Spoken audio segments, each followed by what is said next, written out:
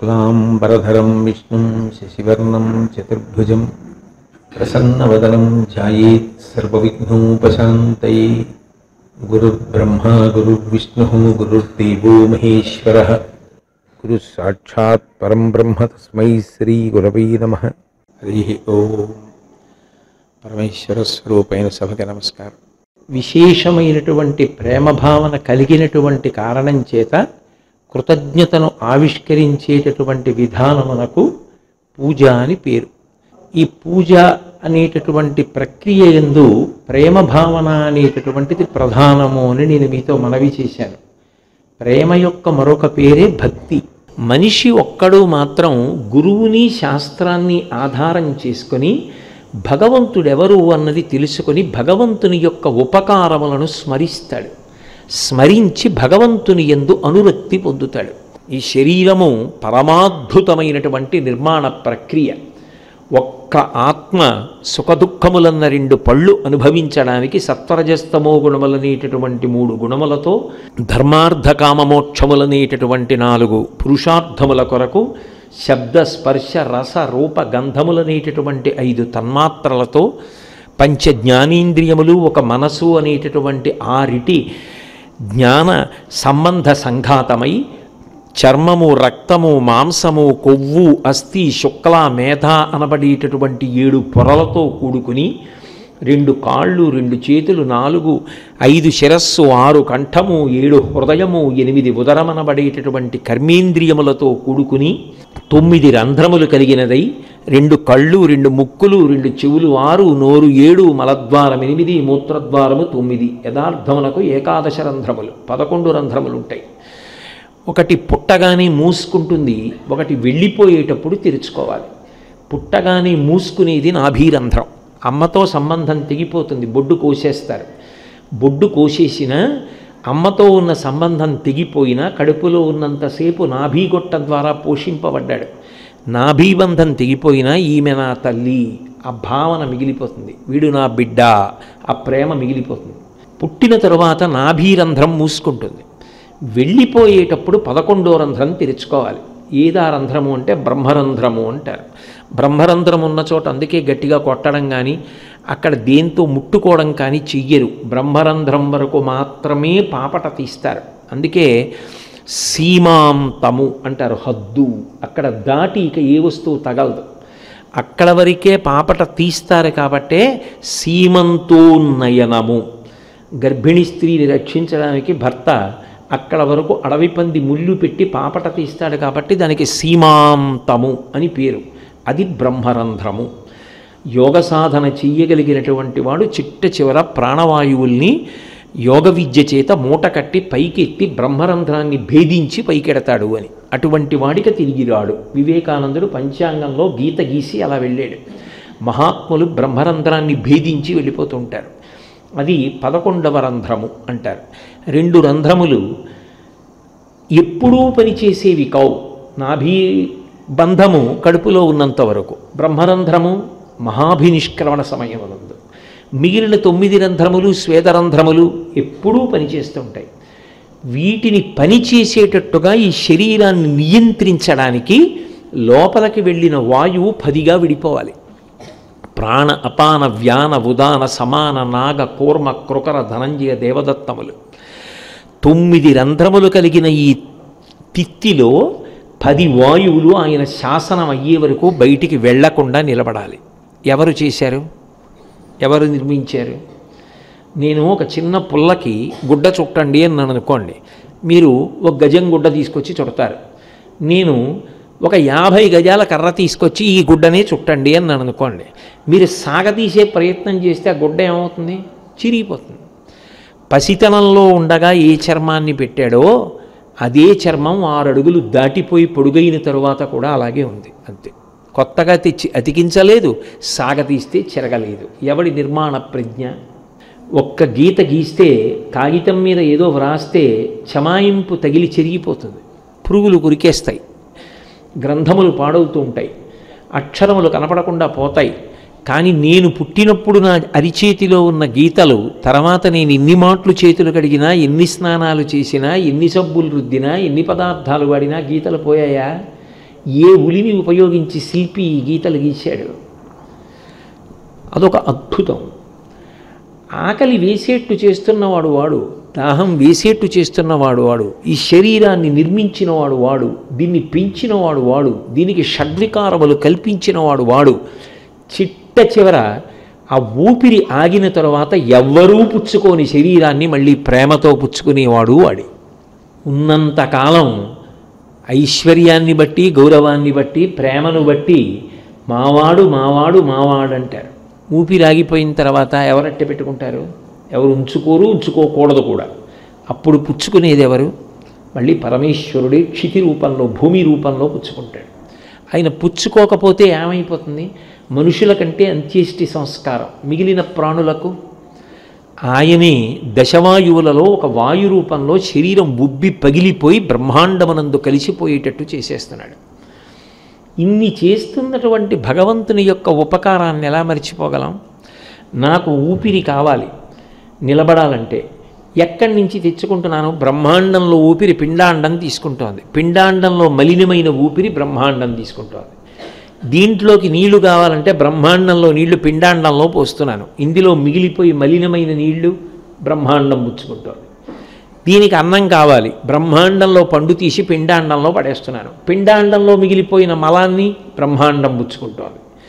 వాయువు అందులోంచి ఇందులోకి వెళ్ళడంలో ఆలస్యం అవుతోందనుకోండి, ఎగౌపిరో దిగౌపిరో వచ్చిందని వెంటనే తీసుకుపోవాలి. నీరు పుచ్చుకున్నది నిలబెట్టుకోలేక బయటికి వెళ్ళిపోతోందనుకోండి, అతిసారం వచ్చిందని తీసుకెళ్ళాలి. ఎవరు ఈ బ్రహ్మాండ పిండాండ సమన్వయాన్ని ఇంత గొప్పగా చేసి నిలబెడుతున్నాడు? వాడు ఈశ్వరుడు కాక వేరెవరు? ఇన్ని పనులున్నవాడు, ఇన్ని కోట్ల జీవరాశుల్ని పోషించవలసిన వాడు, అన్ని పనులున్నవాడు అస్తమానం కనపడమంటే ఎక్కడ కనపడతాడు? ఆయన పని చేశాడు, ఆయన ఉపకారము వలన ఆయన చేసి పెట్టాడన్న విషయం నీకు కనపట్టలేదా? తెలుస్తోంది కదా. అందుకే భగవంతుడు కనపడ్డాడా? కనపడ్డాడు. ఎవరికి కనపడ్డాడు? పరిత్రాణాయ సాధూనాం వినాశాయ చ దుష్కృతాం ధర్మ సంస్థాపనార్థాయ సంభవామి యుగే యుగే.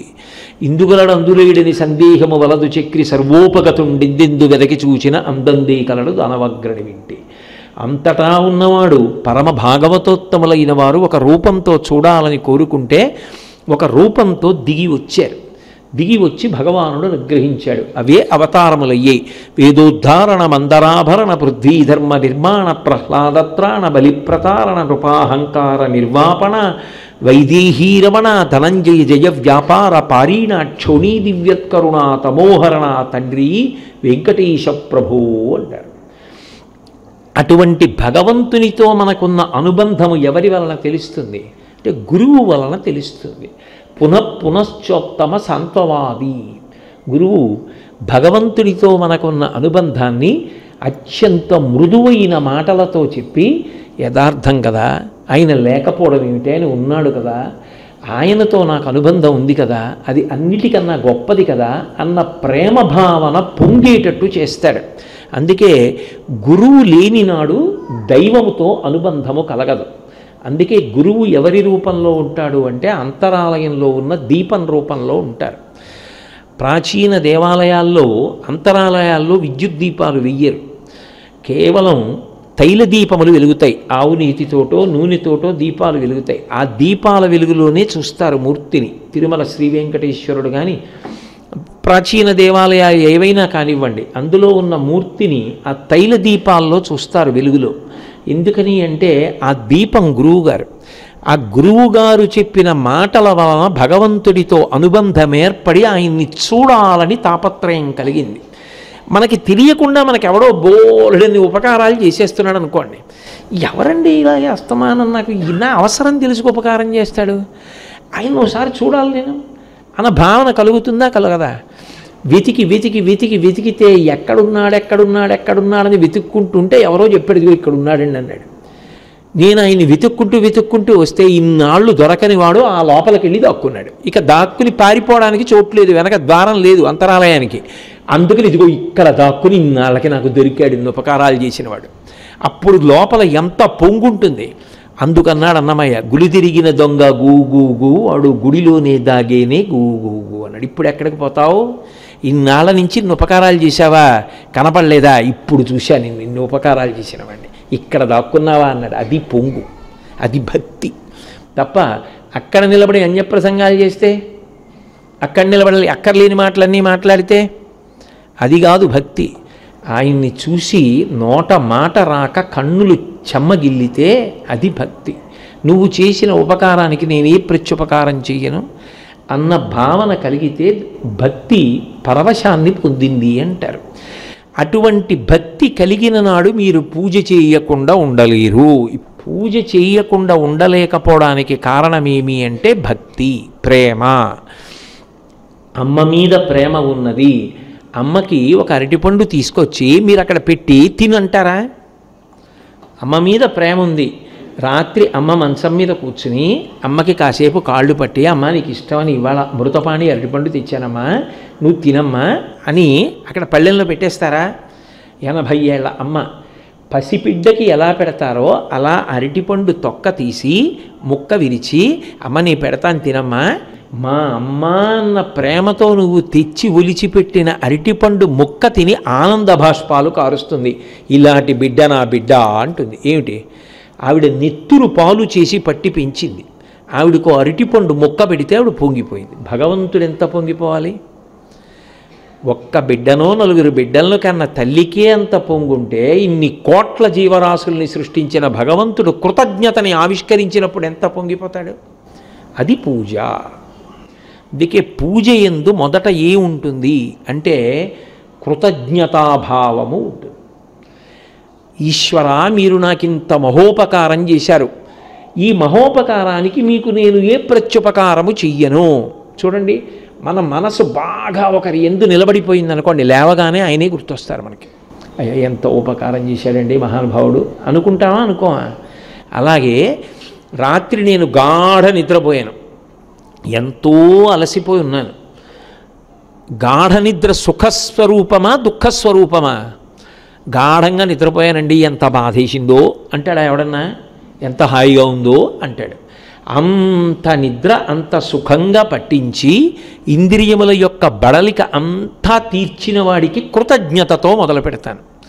రాత్రి ఆయన అలా నిద్ర పట్టించకపోయి ఉంటే నిద్ర పట్టడానికి అనువైన సాధనములు ఉంటాయేమో కానీ నిద్ర తెచ్చుకోవడానికి కారణములు ఉండవు, నిద్ర పోగొట్టుకోవడానికి కారణాలు ఉంటాయి. విదురుడు చెప్పినట్టు బ్రహ్మగ్నే చ సురాపే చ చౌరే భగ్నవ్రతే తథా నిష్కృతిర్విహితా సిద్భి కృతఘ్నో నాస్తి నిష్కృతి. రామాయణంలో లక్ష్మణస్వామి అంటాడు, బ్రహ్మహత్య చేసిన వాడికి, దొంగతనం చేసిన వాడికి, సురాపానం చేసిన వాడికి, సురాపేచ చోరే భగ్నవ్రతే తథా, నేను ఒక వ్రతం చేస్తానది నీళ్లు ముట్టుకుని ప్రతిజ్ఞ చేసి వ్రతం చెయ్యకుండా వ్రతభంగం చేసిన వాడికి ప్రాయశ్చిత్తం ఉందేమో, చేసిన ఉపకారాన్ని మరిచిపోయిన కృతఘ్నుడికి మాత్రం ప్రాయశ్చిత్తం లేదు, నిష్కృతి లేదు. అయినప్పుడు రాత్రి భగవంతుడంత నిద్ర పట్టించాడు కదా, ఆయనకి ఒక్కసారి ఉపకార స్మరణము, కృతజ్ఞత, 2 చేతులు ఎత్తి నమస్కరించి నిద్ర లేవవలసిన అవసరం ఉంటుందా ఉండదా? నిద్రాకాలిక స్థితి నుండి గాఢ సుషుప్తి నుండి జాగృతిలోకి వచ్చావు. జాగృతి యందు ఇంద్రియములన్నీ పనిచేస్తాయి. ఇంద్రియములకు అదోక్షజుడు శ్రీ మహావిష్ణువు అధిదేవత. అందుకని శ్రీ మహావిష్ణువు యొక్క నామాన్ని 3 మాటలు పలికి లేస్తారు. అక్కడ పూజ ప్రారంభమైంది అని గుర్తు. పూజ ప్రారంభమైనది అని గుర్తు ఏది అంటే ఆ పూజలో ఉపకారమును మొదట స్మరించినాడు. రాత్రి భగవంతుడు అంత నిద్ర పట్టించి ఇంద్రియములు పనిచేసేటట్టుగా చెయ్యడం మొదలు పెట్టించాడు కాబట్టి భగవంతునికి కృతజ్ఞతతో లేస్తున్నావు. అందుకని 3 మాటలు శ్రీహరి శ్రీహరి శ్రీహరి అంటూ లేచావు. రాత్రి పడుకోవడం నీ చేతిలో ఉంది కానీ నిద్ర పట్టించడం నీ చేతిలో లేదు. అలా నిద్ర పట్టేట్టు చేసేవాడు శివుడు కాబట్టి 11 మాటలు శివనామం చెప్పి నిద్రపోతున్నావు. ఇప్పుడు ఆ నిద్ర సమాధి స్థితి అయింది.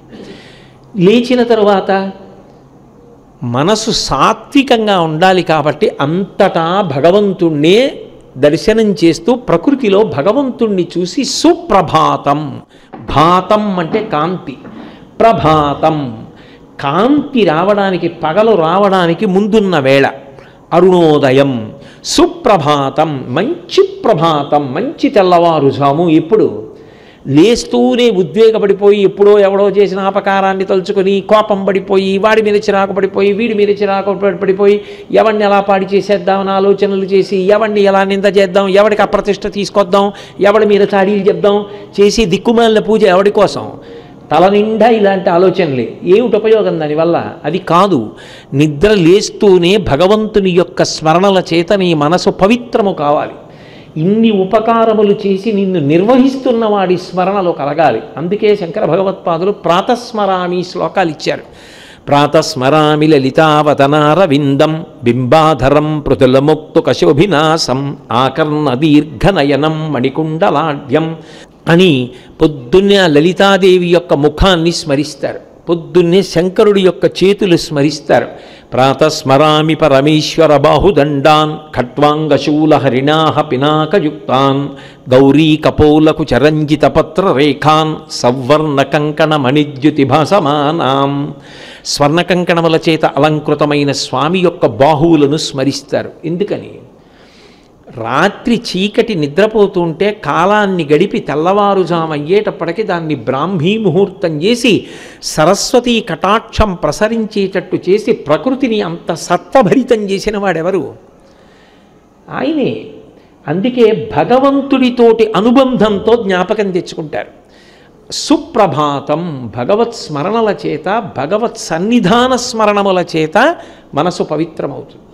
పాతాళ గంగా జలమజ్జన నిర్మలాంగా భస్మత్రిపుండ్ర సమలంకృత పాలభాగా గాయంతి దేవముని భక్త జనాభవంతం శ్రీమల్లికార్జున విభో తవ సుప్రభాతం అన్నాను అనుకోండి. అందుకే సుప్రభాతం నిలబడి చదువుతారు, ఏకాంత సేవ కూర్చుని చేస్తారు. సుప్రభాతం నిలబడి చదవడానికి కారణం ఏమిటి? జ్ఞాపకం తెచ్చుకుంటారు తెల్లవారుజామున. ఆ శ్రీశైలంలో కృష్ణానదిలో ఆ పాతాళ గంగ దగ్గర స్నానం చేసి విభూతి పుండ్రాలు పెట్టుకొని పంచెలు కట్టుకొని మల్లికార్జున అని దేవాలయం ముందు నించుని వచ్చాం. మల్లికార్జున స్వామి శివ శంకర మమ్మల్ని కాపాడు అని చెప్పి ఎంతమందో భక్తులు ఆ చలిలో స్వామి నీ దగ్గరికి వస్తున్నారు. ఇది నిద్రలే మనం నిద్రలేస్తాం. నిజానికి స్వామి నిద్రపోతాడా? నిద్రపోడు. కానీ ఈ భావన ఆయన ఎందు చొప్పించి ఆయన కూడా నిద్రలేస్తున్నాడని భావన చేయడం సుప్రభాతం. అక్కడ మొదలవుతుంది సప్తగుణావిష్కారం. అప్పుడు పూజ మొదలుపెట్టాడు. పూజ అంటే కృతజ్ఞత. దేనికి కృతజ్ఞత? నీకు ఇన్ని సుఖములను ఆయన ఇచ్చాడు కాబట్టి కృతజ్ఞత. ఒకటి మీరు బాగా జ్ఞాపకం పెట్టుకోవలసిన విషయం ఒకటి ఉంటుంది. సుఖ దుఃఖ అని నేను అన్నాను అనుకోండి, రెండిటిలోనూ సమానంగా ఉండే అక్షరం ఖ. సుఖాలోనూ ఖా ఉంది, దుఃఖాలోనూ ఖా ఉంది. ముందు మారింది ఏమిటి? ఒకదానికి సు ఉంది, ఓ దానికి దు ఉంది. ఒకడికి ఖా సు, ఒకడికి ఖా దు. ఒక ఆయన ఆ బయట ఆరుబయలు ప్రాంగణంలో ఏదో పెద్ద కార్యాన్ని పెట్టుకున్నాడు. అది శ్రావణ మాసం, వర్షాలు రావట్లేదని రైతు ఎదురు చూస్తున్నాడు. ఇప్పుడు ఆకాశం అకస్మాత్తుగా నల్లటి మబ్బు పట్టి చినుకులు పడుతున్నాయి. ఈయనకి భయకారణమైంది. పర్వాలేదులే వానలు లేవు కదా అని బయట పెద్ద కార్యం పెట్టాడు. నల్లటి మబ్బులు వచ్చి చినుకులు మొదలయ్యాయి. ఈయనకి భయం. ఖా అంటే ఆకాశం. ఆకాశం వంక చూసి ఈయన హడిలిపోతున్నాడు, బాబోయ్ వర్షం వచ్చేస్తోందని. రైతుకి సు, అమ్మయ్య వర్షం వస్తోందని. ఖా సు లేదు, దూ లేదు, అలాగే ఉంది. ఆకాశానికి ఏమీ లేదు, ఖా మాత్రం అలాగే ఉంది. రైతుకి సంతోషంగా ఉంది, ఆరుబయల కార్యక్రమం పెట్టిన వాడికి బెంగగా ఉంది.